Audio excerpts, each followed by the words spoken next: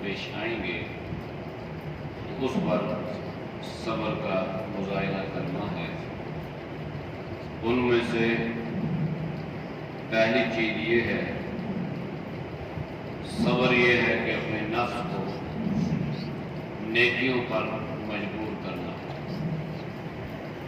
رمضان کی سب سے بڑی نیکی قرآن کریم کی تلاوت ہے۔ اللہ کے نبی نے فرمایا افضل عبادتی امتی تلاوت القرآن، میری امت کی افضل عبادت قرآن کی تلاوت ہے۔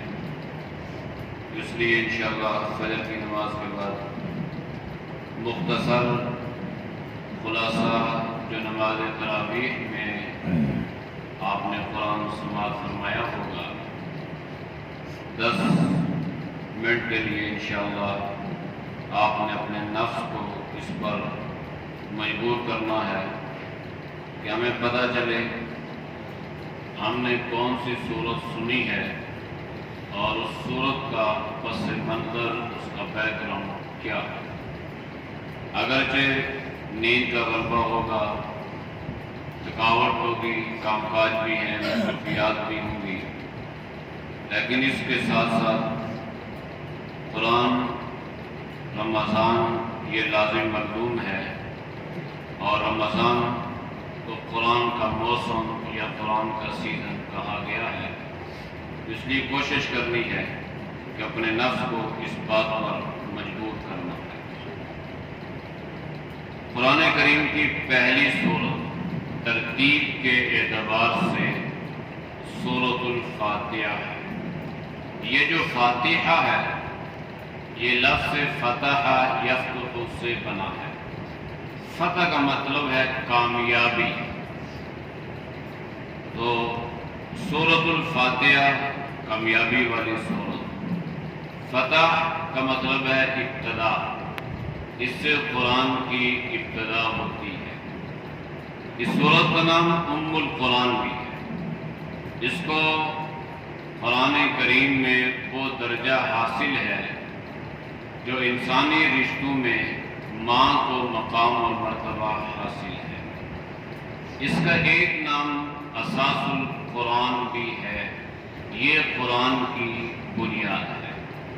بنیاد مضبوط ہوگی تو اس پر کھڑی ہونے والی عمارت بھی مضبوط ہوگی، اور اگر خدا نخواستہ بنیادیں مضبوط نہیں ہیں تو عمارت بھی مضبوط نہیں ہے۔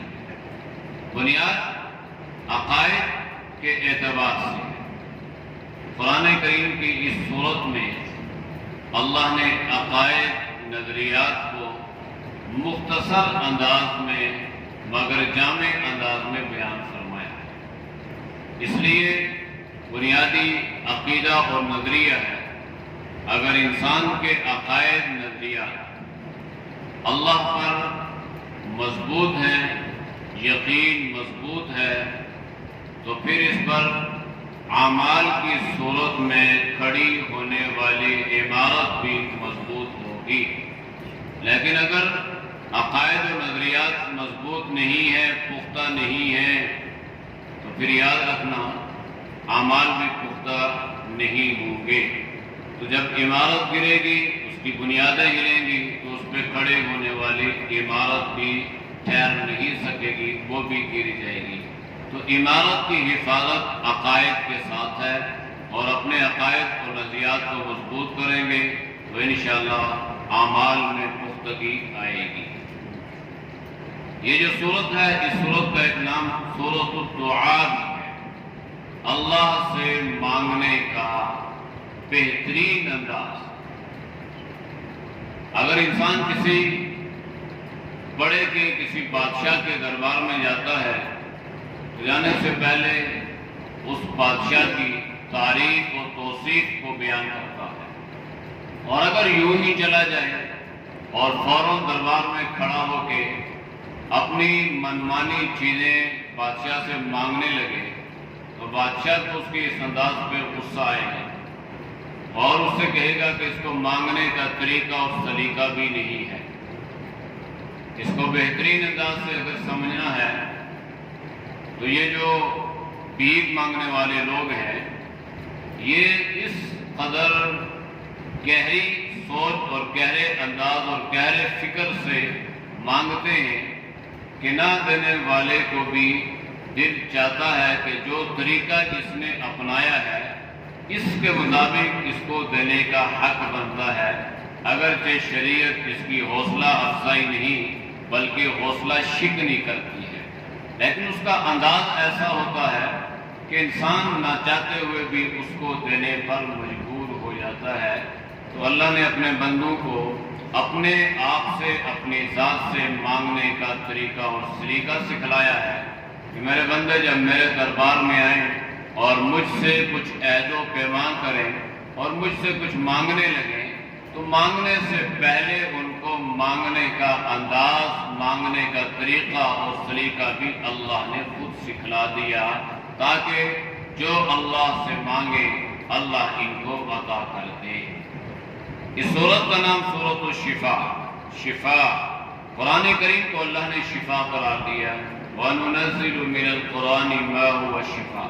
تو یہ شفا ہے۔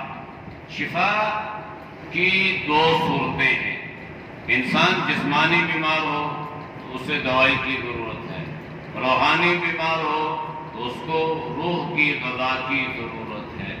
تو قرآن کریم میں اللہ نے یہ دونوں چیزیں رکھی ہیں، جسمانی بیماری ہو تب بھی قرآن کریم میں اللہ نے شفا رکھی ہے، اور بالخصوص سورۃ الفاتحہ کے بارے میں نبی علیہ السلام نے فرمایا کہ 70 بیماریوں کی شفا اللہ نے سورۃ الفاتحہ میں رکھی ہے۔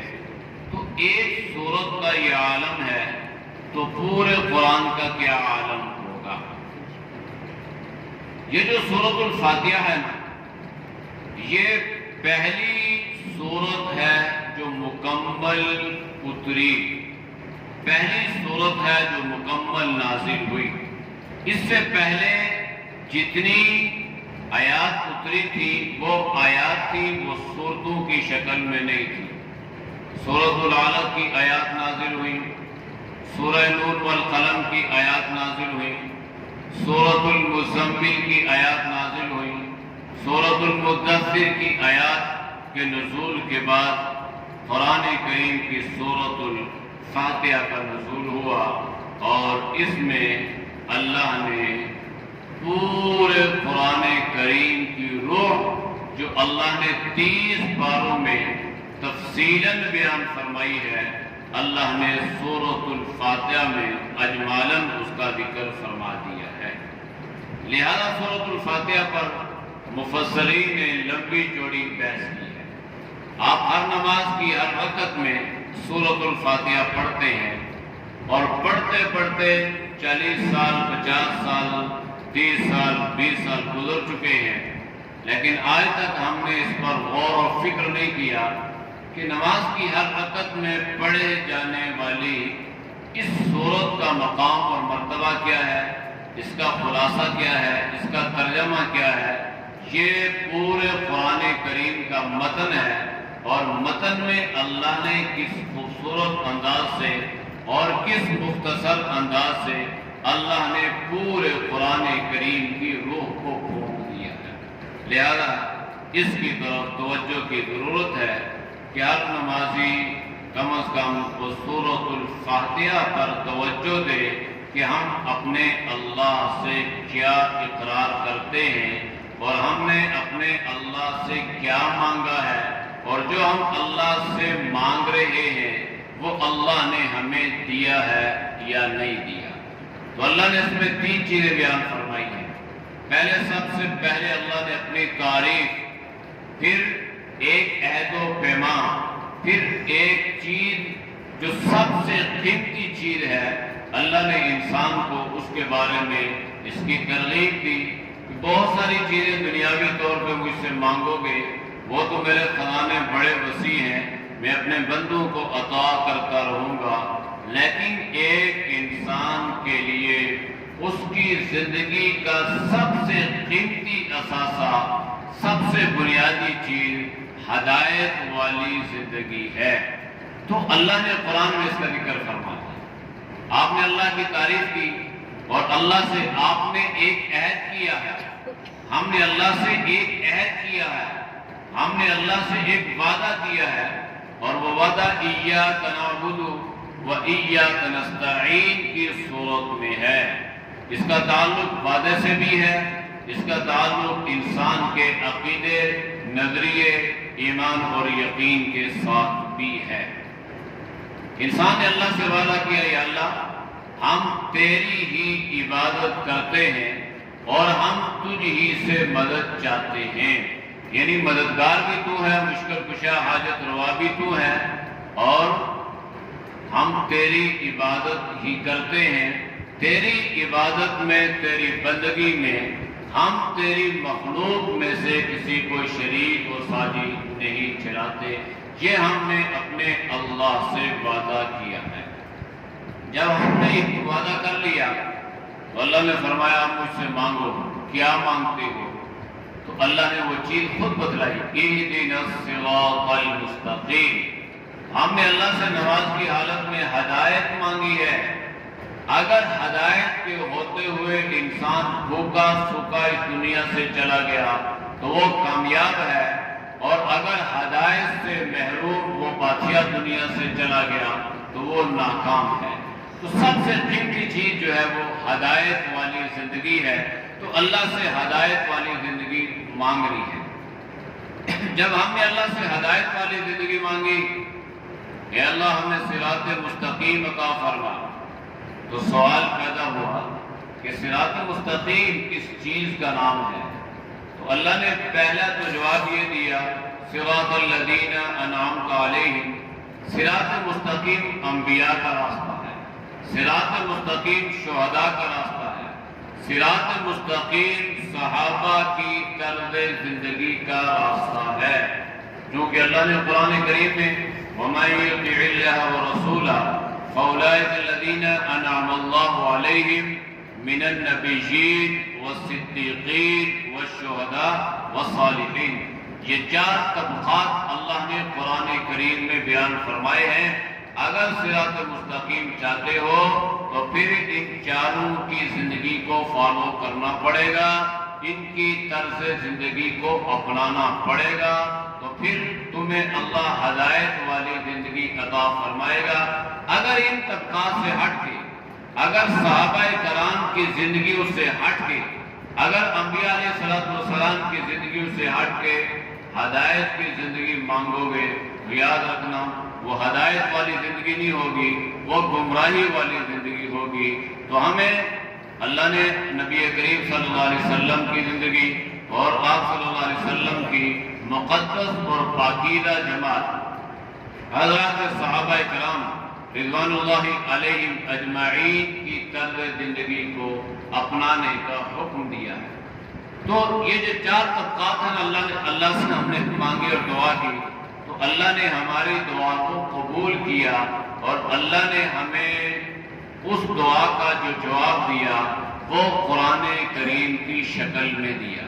جب آپ نے دعا مانگی اہدنا الصراط المستقیم، تو اللہ نے فرمایا ذالک الکتاب، یہ کتاب ہے، یہ ہدایت والی کتاب ہے، یہ صراط مستقیم والی کتاب ہے، یہ رہنمائی کرنے والی بک ہے، یہ آپ کو گائیڈ لائن دینے والی کتاب ہے۔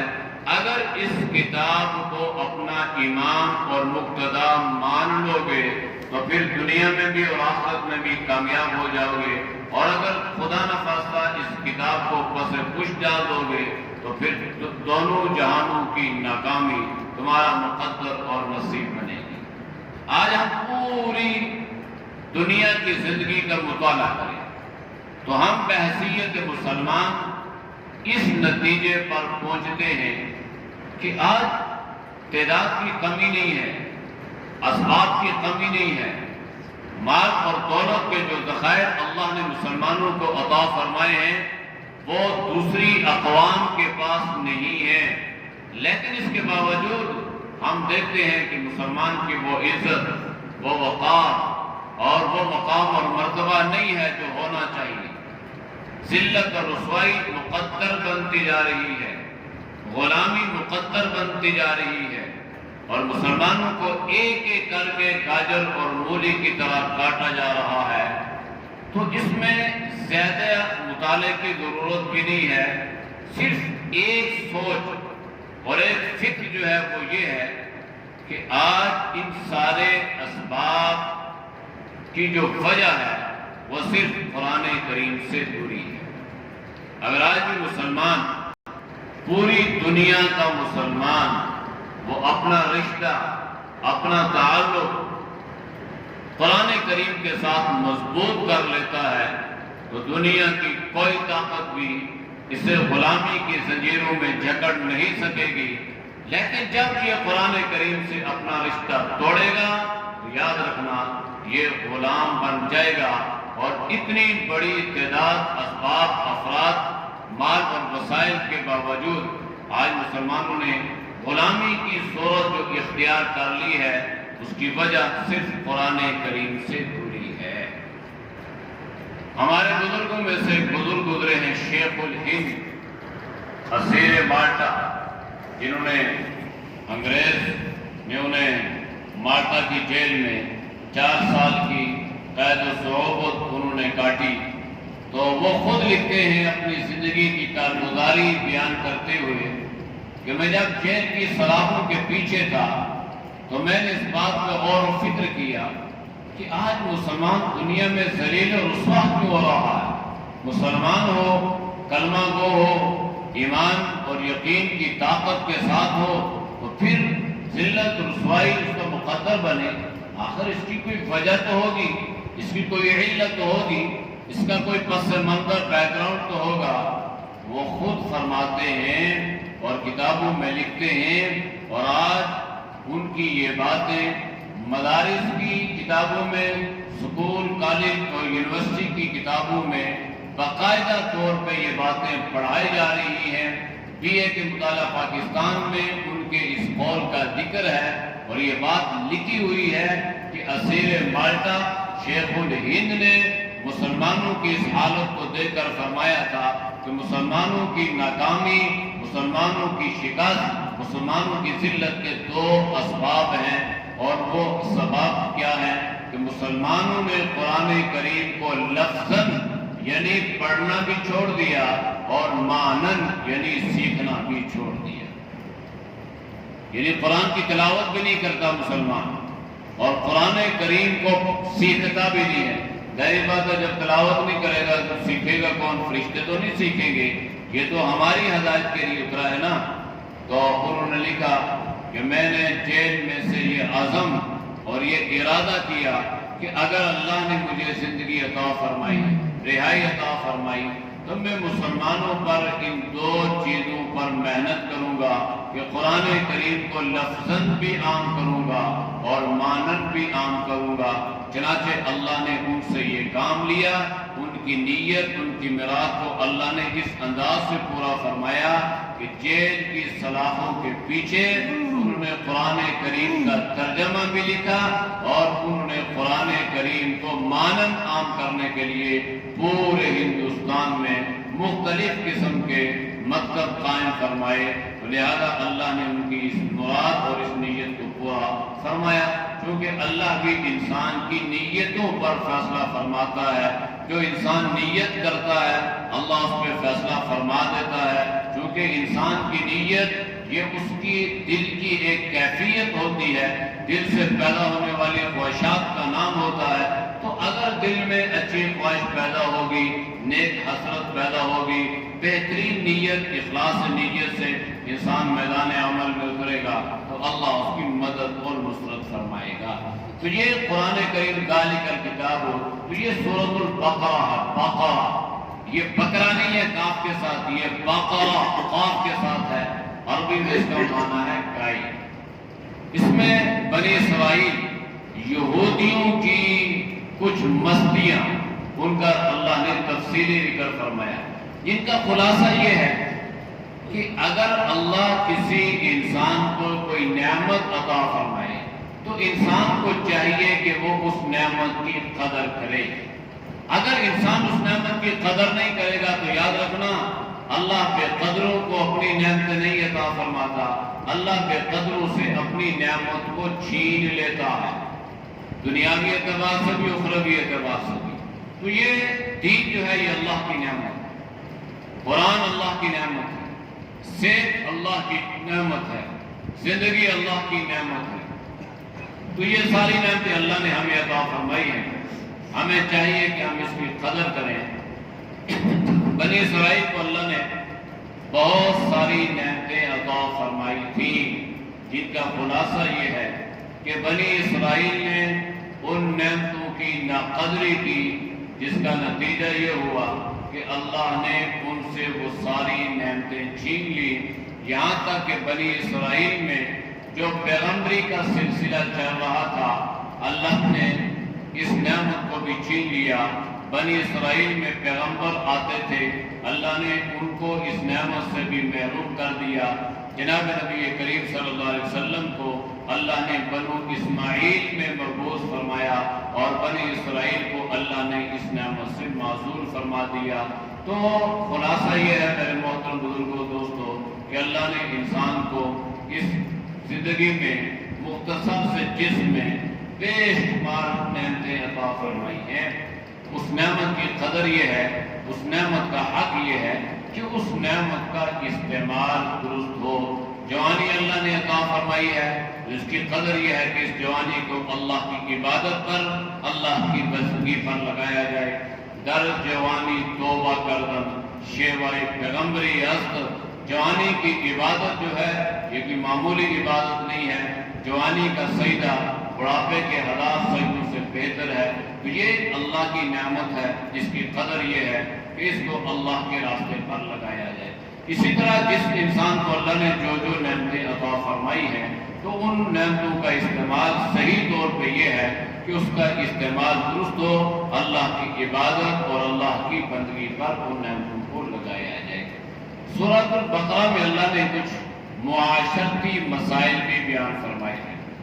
چونکہ یہ جو سورت ہے یہ مدنی سورت ہے، مدینہ میں اس کا نزول ہوا، اور مدینہ میں آپ جانتے ہیں کہ مدینہ میں چونکہ جناب نبی کریم صلی اللہ علیہ وسلم ایک اسلامی فلاحی ریاست کا جو ہے وہ باقاعدہ آغاز فرما چکی تھی، تو اب مسلمانوں کے ایک ضابطے اور دستور کی ضرورت تھی اپنی طرز زندگی اسلامی اصولوں کے مطابق گزارنے کے لیے۔